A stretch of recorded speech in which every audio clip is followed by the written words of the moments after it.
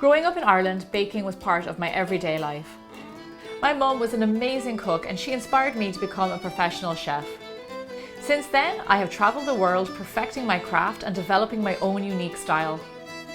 Whether it is over-the-top desserts or even single-serving microwave snacks, I like to say that baking is a science, but it's not rocket science. Everyone can do it. So follow my game-changing recipes and techniques and you will be a bold baker too. Hi Bold Bakers, welcome to episode 3 of my Bold Baking Bootcamp. Last week we did a sugar substitute chart, so in case you missed that video, make sure you check it out. This week we are making homemade gluten-free flours. Now gluten-free flours are a very common ingredient in baking and they add really nice texture to all of your recipes. Today I'm going to show you how you can make 3 of the most popular gluten-free flours. We're going to start out by making an almond flour.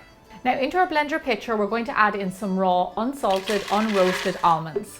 On with your hat, and then we're going to blend this up until it's really nice and fine. So for your blender, you want to use a high-powered blender. You want to get something that really breaks up those nuts nice and fine. Now I tried making it on a Cuisinart, but it keeps it kind of lumpy and not as fine as we want it.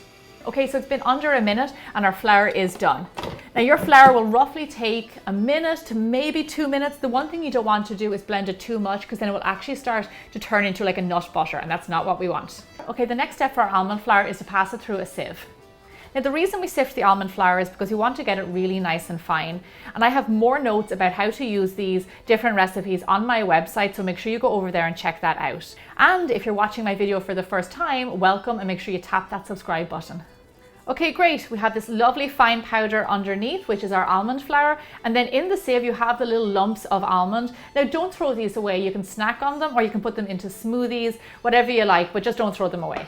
So now to store your flour, you want to put it in an airtight container that has a label on it. And you can keep it safe for up to 6 weeks. But if you want to make it last even longer, I put it in the fridge so it stays lovely and fresh for whenever I need it. So our next flour is oat flour. Now oats are gluten-free. However, read the back of your pack because sometimes it can say that it was milled in a mill where there are other flour products. And if that's the case, it might be contaminated with flour. But usually it is just oats milled in a factory with just oats. So we're all good. So we're going to put this into our pitcher. Pop on our lid, and then just like before, blend it up until it's nice and fine and just like a flour. Bob's your uncle. Here is our oat flour. Now just like before, we have to sieve this guy as well. Now just like the almond, you will see some coarse oatmeal left over. You can cook that, do whatever you want. And then as you can see under here, you have really fine oat flour. Look at that. Beautiful. Now I have recipes on my website of how you can use this, so make sure you go over there and check those out. Okay, so that's oat flour. Now we're going to move on to the next flour, which is one of my favorites, chickpea flour. So I love chickpea flour because it can be used in Indian breads, lots of different pancakes, cakes, all that sort of stuff.